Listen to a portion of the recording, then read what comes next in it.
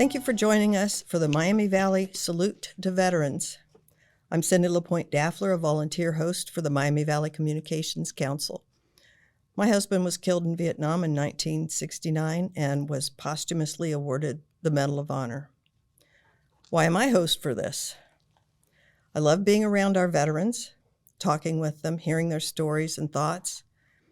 This is my way of honoring my husband's legacy.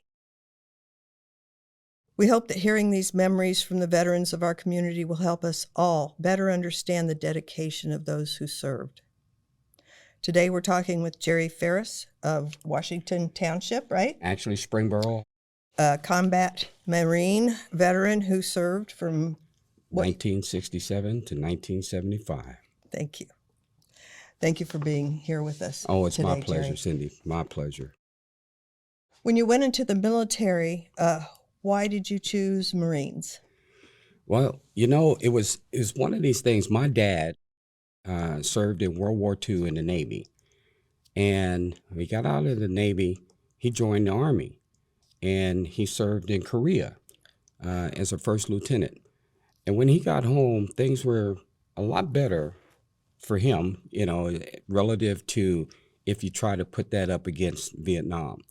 But what happened was my dad he worked in the Civil Rights Commission and became director of the EEOC for the state of Ohio. And one of the things I wanted to do, I went down to his office one day, downtown Cincinnati, and I saw this Marine down there in his dress blue uniform, and it just so happened that the recruiting offices were right there in his building. And I saw this Marine in his dress blue uniform, and I said, you know what? I want to be one of those. Now, granted, I had no idea what I was talking about or thinking about. I just liked that uniform. And a lot of Marines went through that same thing. That uniform is just killer, So I decided I was going to join the Marine Corps. And I did. So I signed up while I was still in high school, 1967, on March the 10th. And what the Marine Corps had was what they called the buddy plan. And the buddy plan was one of those things that it gave you a 120-day delay before you had to go, so I could finish high school and go on and graduate the whole 9 yards. But the buddy plan intrigued me. And so what happened was, when I went back to school, I convinced 5 of my buddies to join the Marine Corps with me on this buddy plan. And we grew up together. I mean, we've been friends forever. And so they consented. Now, one of the parents was a little upset about it because she lost her husband in Korea, my friend's dad. And so she was a little leery about Sonny joining the Marine Corps, but she allowed it to go. So we went back to high school, finished, graduated, but here's the one caveat about that was the fact that we never graduated. We were called the class that never graduated in June of 1967. And the reason was Vietnam War was being protested everywhere. And I'm originally from Cincinnati, Ohio. And the thing is that Avondale was absolutely on fire. I mean, the riots were going on. They were protesting the war. So they wouldn't allow 2 people to stand on the corner at the same time. So they canceled our graduation ceremony. Said, never got to put on my cap and gown. Never did the march, the whole 9 yards. So on July the 7th, 1967, we're down at the Cincinnati airport. Friends, family, and my buddy's mom came over and she punched me in the chest. She took her 2 fingers and she just jabbed me in the chest like that. And she said, Jerry, you better take care of Sonny. I said, Ms. Mitchell, you don't have to worry about it. I got him. Well, I didn't. So what the buddy plan allowed us to do was to go to boot camp together, AIT, advanced infantry training together, and jungle training together. And we flew to Vietnam together. But when we got to Vietnam, we were all separated. Oh. That was the end of the buddy plan. So we vowed we would stay in touch with each other. And we would continue to write letters to each other to make sure that everybody was okay. We found out what units we were going to be in and so forth. So we did that. About 6 months into it, I was looking, the mail came by helicopter. You know I'm talking about Huey's.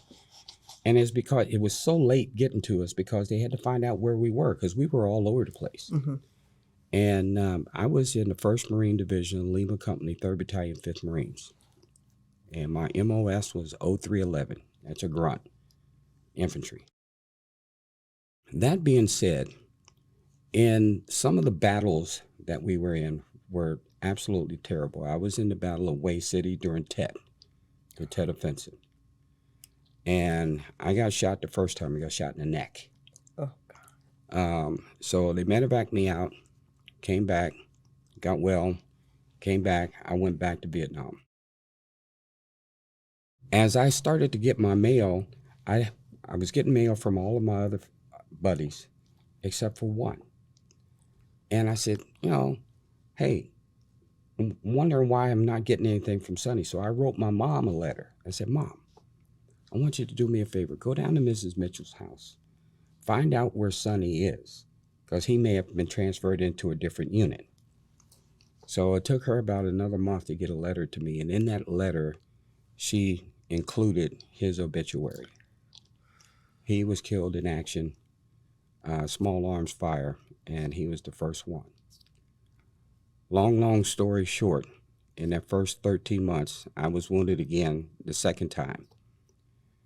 And in that first 13 months, all 5 of my buddies were killed. Oh, my God. So I carry that around with me often, every day, as a matter of fact. I keep them right here. I keep them in my heart. And I think about them. So when I got shot the second time and found out all my buddies were gone, it was like I wanted to go back to Vietnam because I didn't want to come home. I wasn't married. Yeah, I had some family, but I wanted to be with my buddies. I mean, it was that bad. Oh, my gosh. So I became a scout sniper. I went to sniper school, came back to Vietnam, and I'm credited right now with 62 confirmed kills of the enemy. But every time I logged it in my logbook, I logged it under one of my buddies' names. So that's how I got the payback for them. And then I got shot the 3rd time. And so went out, they medevaced me out to this hospital ship called the Sanctuary. I was on that ship for about a month and a half, got well, and I wanted to go back to Vietnam, and they told me, nope, you're not going. I said, I want to go back. They said, no, 3 Purple Hearts, you've done what we needed you to do. And I'm thinking, well, how do I honor my buddies? Now, I just turned 75 years old on June the 3rd, but my buddies never saw the age of 19. Mm-hmm. And so I think about them constantly. I talk about this story a lot because it helps me to get over some of the things. And every time I tell the story and people say, well, it wasn't your fault. Well, it was, in my opinion. I said, you didn't have anything to do with that. Yeah, I convinced them because they were my buddies to join the Marine Corps with me, even though I made the decision I was going to do it on my own. Mm-hmm. But when they talked about the buddy plan, it was like, I'll get some of my friends to go with me. Well, I did that, and they never came home. That is very sad. Yeah. Oh, my gosh. Had you ever been away from home before you joined? No, never been out of the state. And where did you have your boot camp? Boot camp, they call us Hollywood Marines because we went to San Diego, California. And the thing was, there was a rule initially, but see, back then in 1967, the rule was if you lived east of the Mississippi, you went to Paris Island for a Marine Corps boot camp. Anything west of the Mississippi, you went to California, San Diego. Well, we lived way east of the Mississippi, Mm-hmm. but we ended up, all of us, going to boot camp in San Diego, California. And oh boy, what a trip that was. First airplane ride. Oh my gosh. Never been on a plane before. Flying out of the country, out of the state. It's like, yeah. How did that feel? I mean, that's like a foreign country practically to an Ohioan. Absolutely. Well, you know what? It felt good. I loved it. I loved the flight.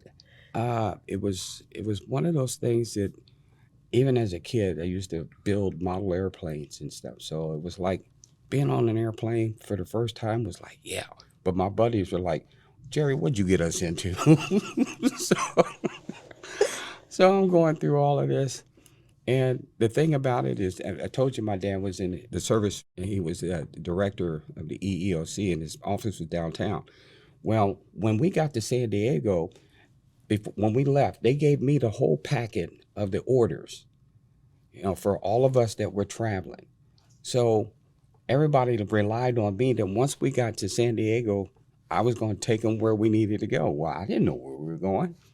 So we get to San Diego. In the airport, we're looking around and saying, okay, Jerry, where do we go? I'm going, I don't know yet. I'm looking.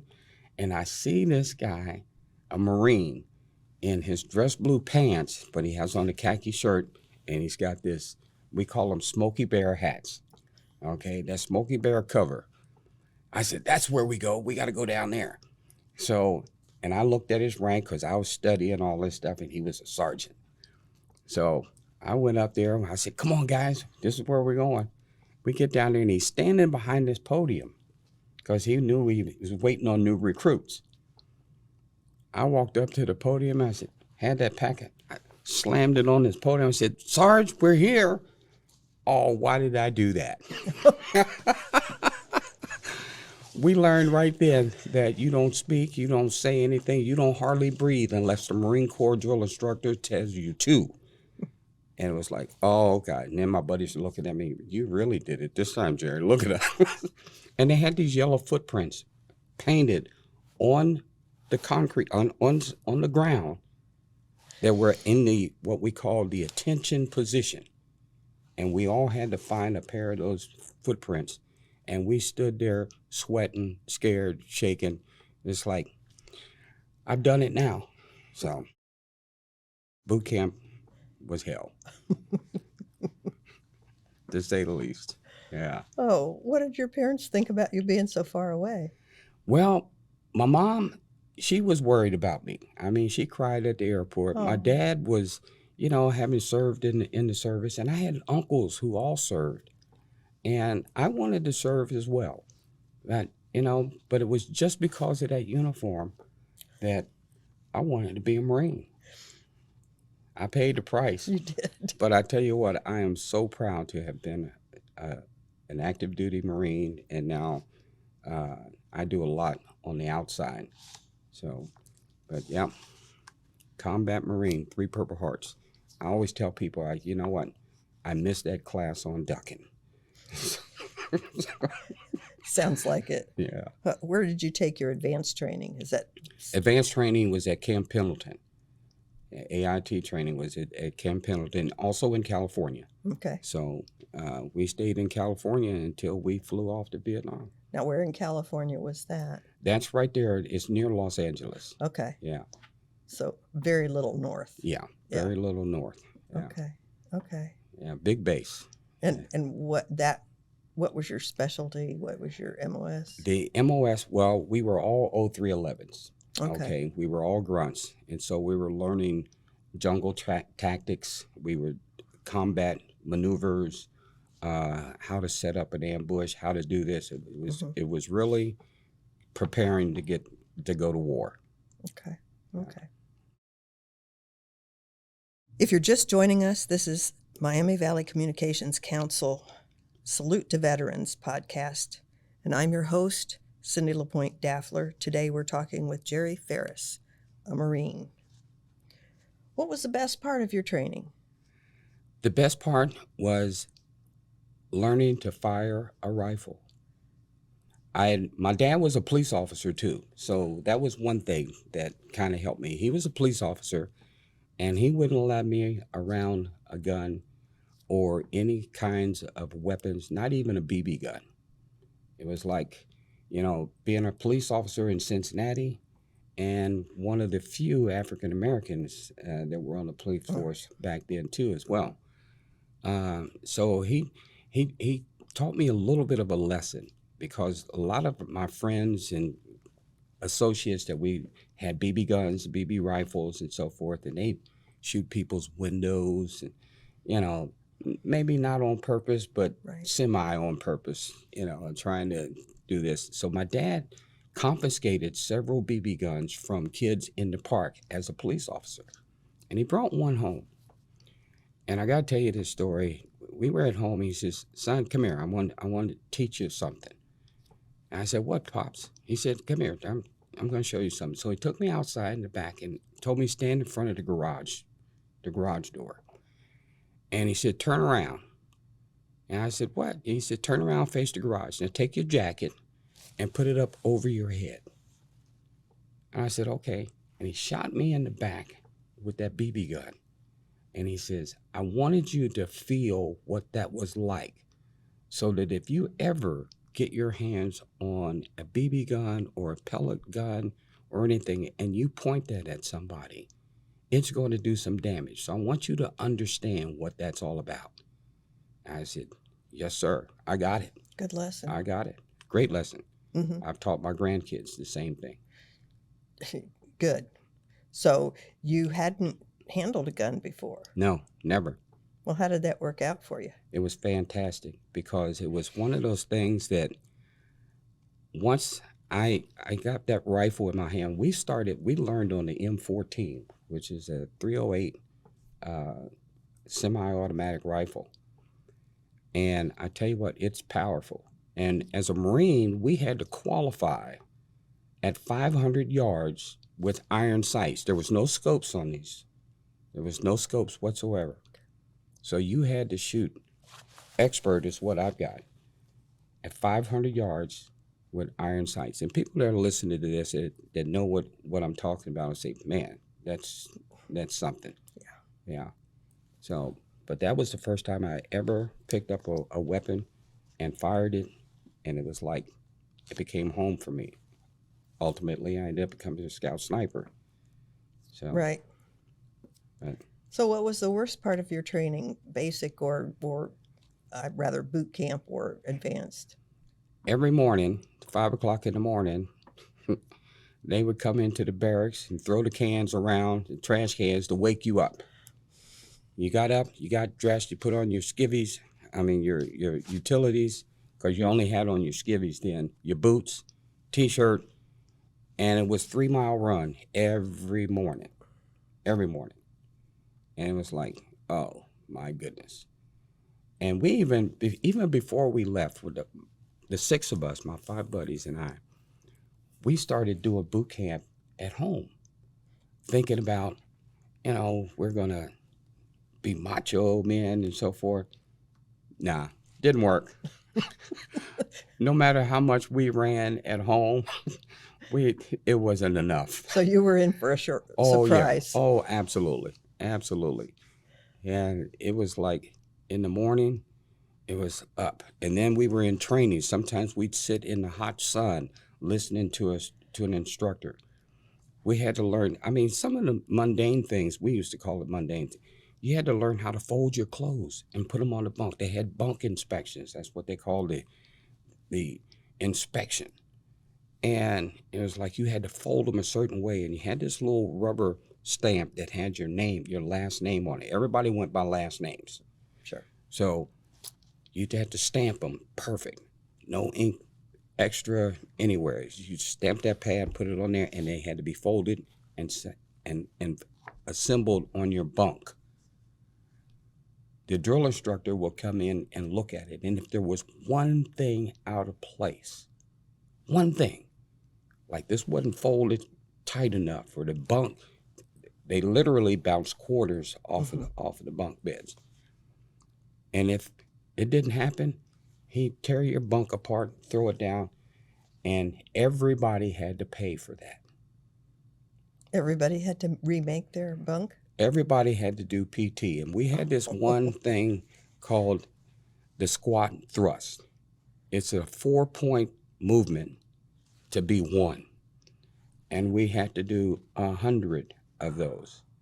So, I mean, it's drop down to your knees, put your hands on the ground, kick your feet out. So you go 1, 2, 3, back up. That's one of those. And it strengthened the muscles. I mean, I understand what they did afterwards, after we went through all of that. Now tell me, in the group, somebody made a mistake or was criticized for something every morning, right? Yes, So, every morning. Every morning. Somebody. And we all paid. That's right. And the thing is that, this is a funny story. It was like a lot of us smoked back then. I smoked when I was in Vietnam. It was one of my calming things. But in boot camp, if you were a smoker, the drill instructor had this foot locker. And when we first got there, you had to take whatever cigarettes you had with you, you had to put a piece of adhesive tape on it with your last name, and he threw them in this foot locker. And he kept those for about 3 weeks. And every day we'd come out on what we called the street, which is really asphalt, and the grass was made of sand. We had to rake the sand and had to make these lines so straight, raking the grass. Anyway, long story short, we did that for 3 weeks, and all the guys that smoked wanted a cigarette. And so the drill instructor came out, and he brought that foot locker out, and we're going, hey, we're going to get a cigarette today. No, we're not. Yes, we are. Then we're going to get a cigarette. So the drill instructor standing up front puts his foot on that foot locker. He said, the smoking lamp is lit for one cigarette. And we're going, yeah. And he says, and I'm going to smoke it. So he lit one up, and he smoked it in front of us, and we went, we had some special names for him. Do you remember this drill instructor's name? Oh, yeah. Sergeant Limcool. Mm-hmm. Yeah. Sergeant Limcool. Yeah. He was something else. He was a little guy, but wiry and worked us to death. I mean, it was like crazy. Oh, my gosh. Yeah. Oh, my gosh. Yeah, that was my next question. Does any instructor stand out in your memory? Sounds like this guy does. Sergeant Limcool. Yeah.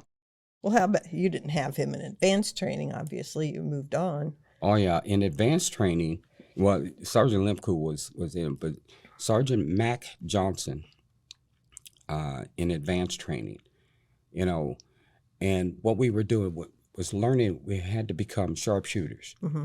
And so we go down to what we call the butts, and you're 500 yards away, and these targets are huge, but from 500 yards, that bullseye looked about the size of the top on your water bottle. Mm-hmm.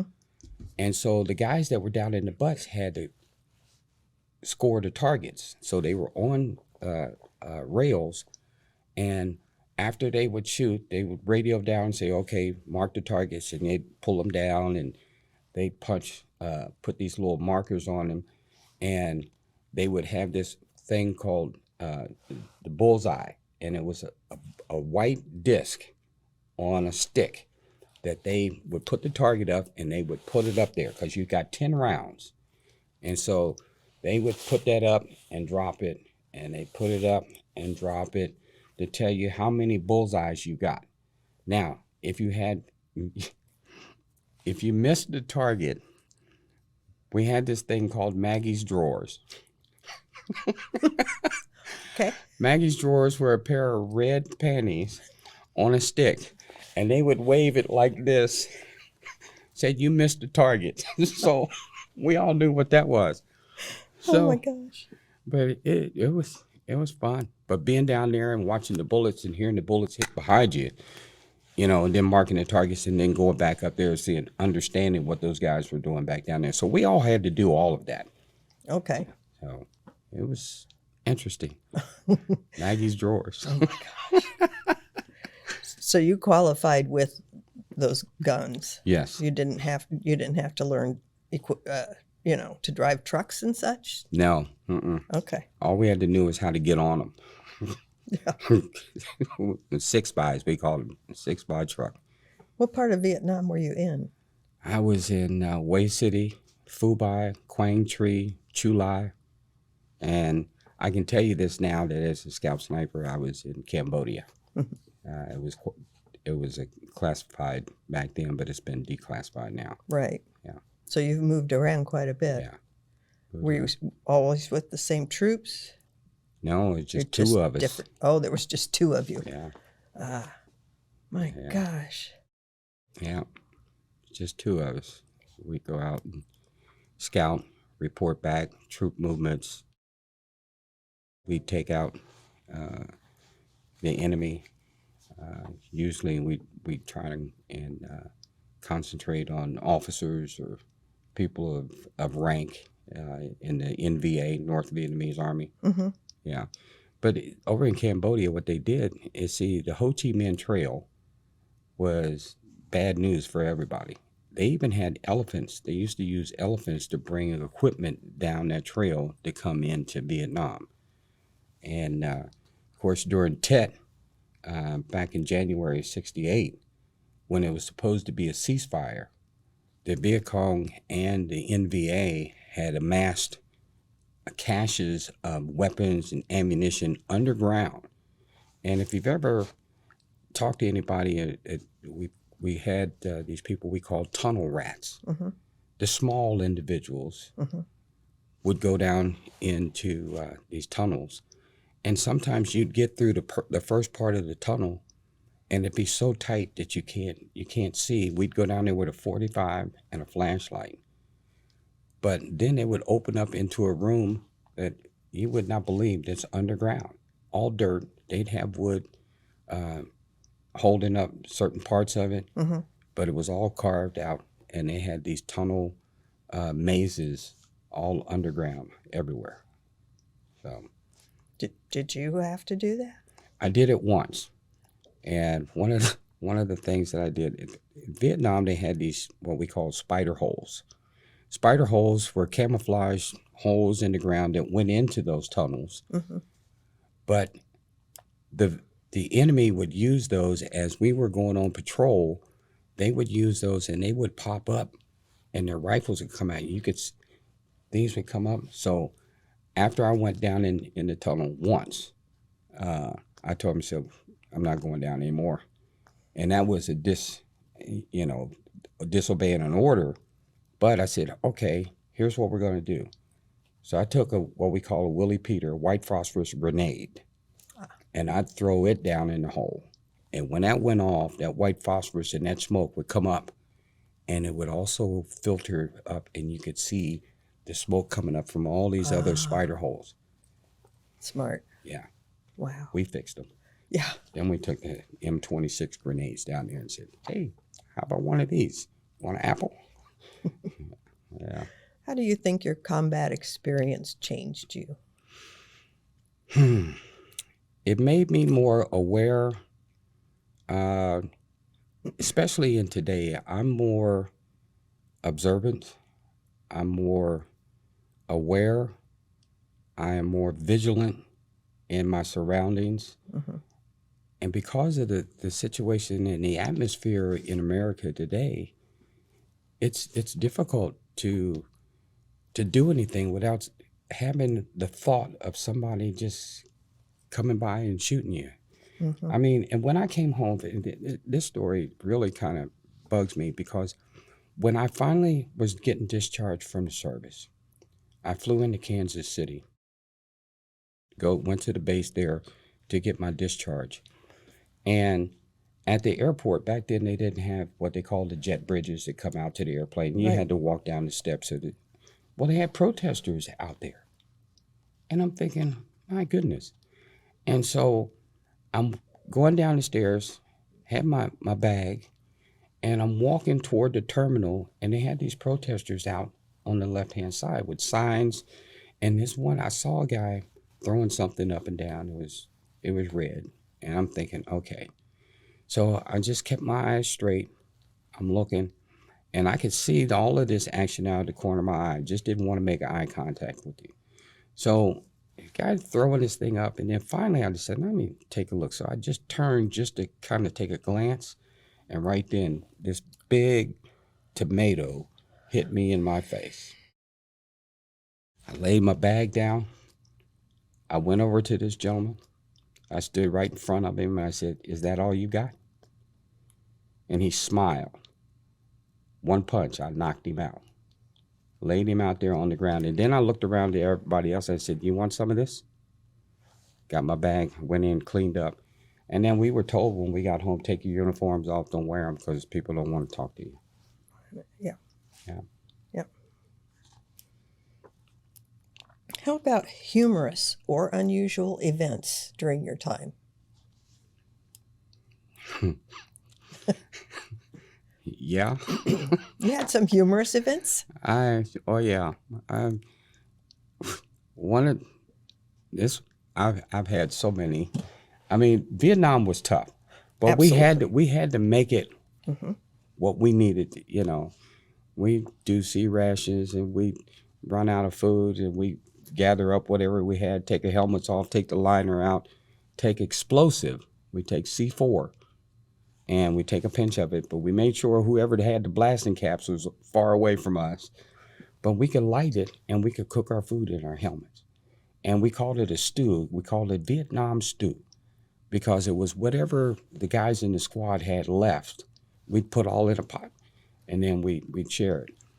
But one of the more humorous things was I was, as a scout sniper, my buddy and I, my spotter and I were out, and it was monsoon season, and it was raining to beat the band. And so we were just soaking wet. We were crawling around in mud and everything. So we saw this little hooch about 300 yards away.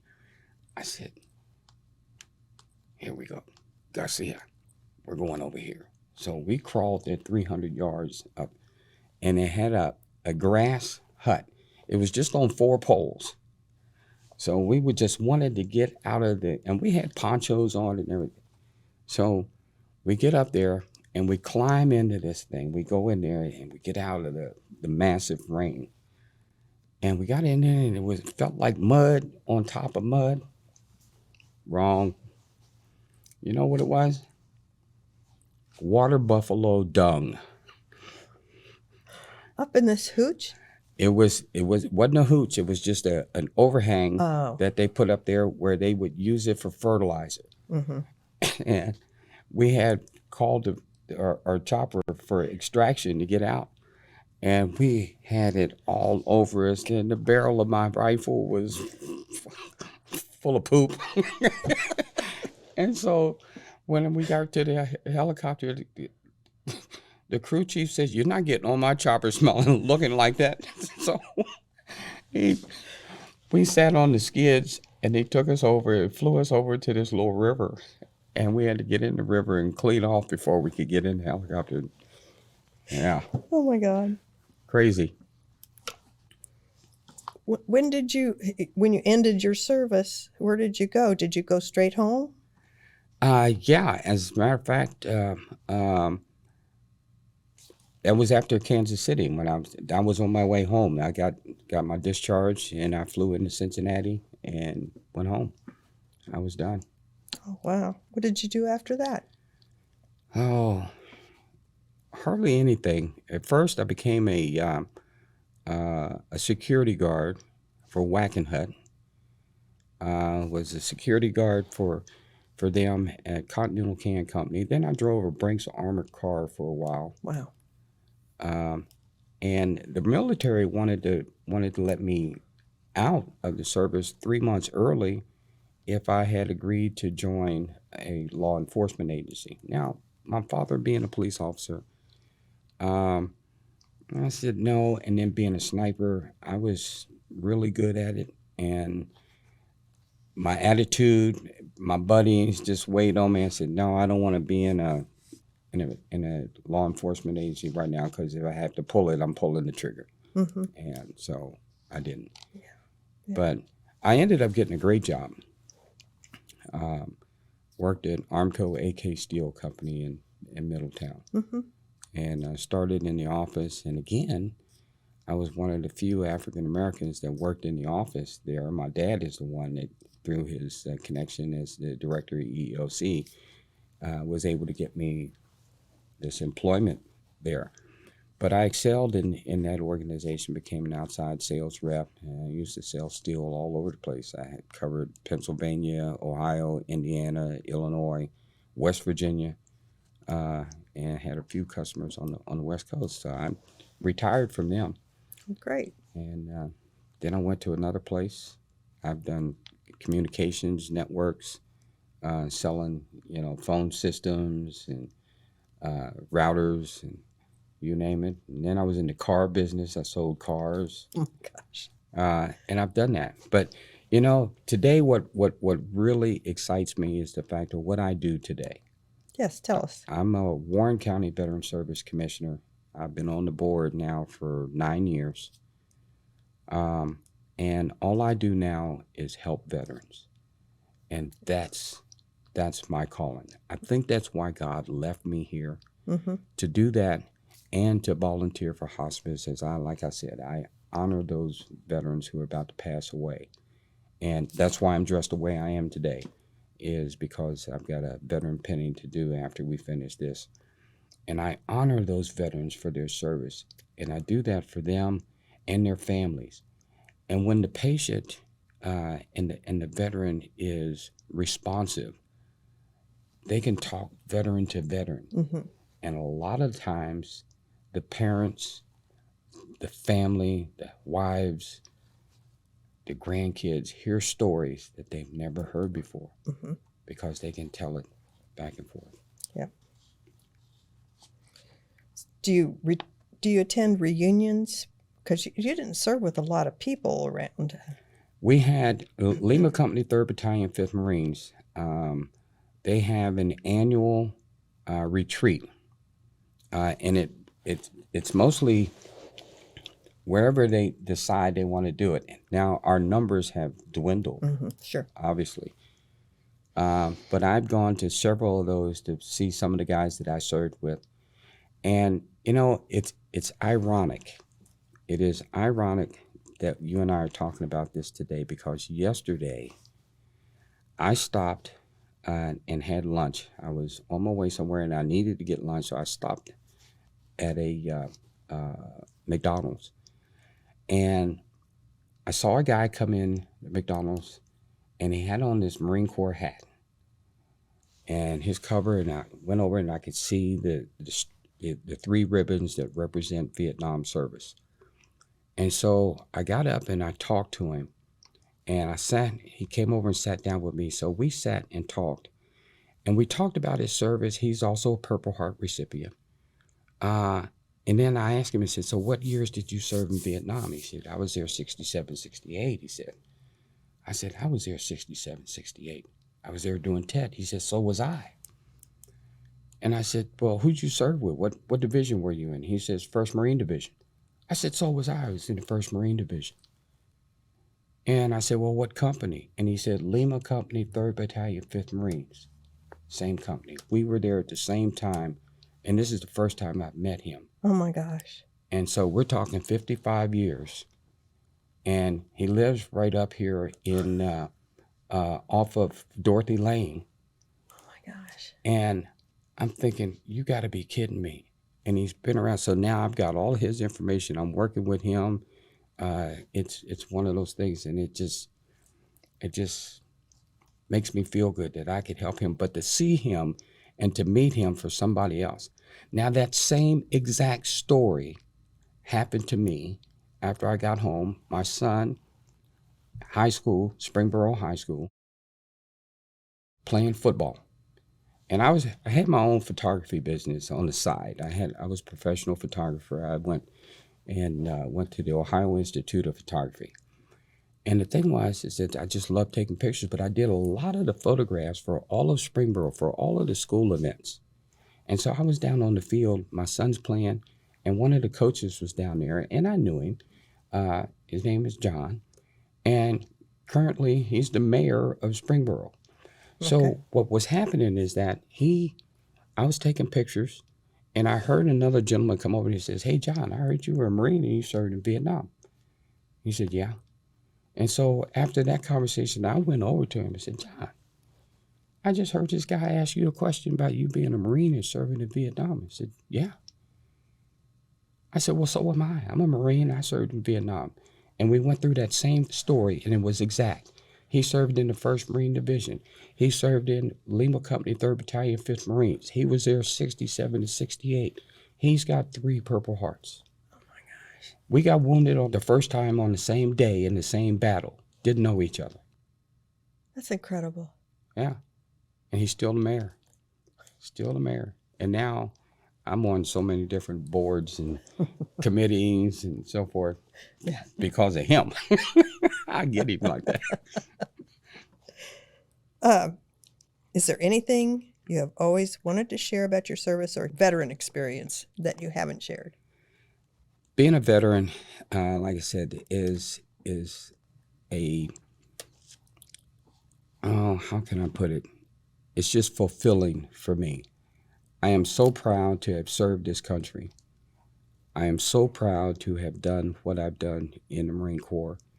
And even after Vietnam, I served in Guam and Okinawa, the Philippines, and I was head of security at the American Embassy in San Salvador, El Salvador, in Central America. So yo puedo hablar español también.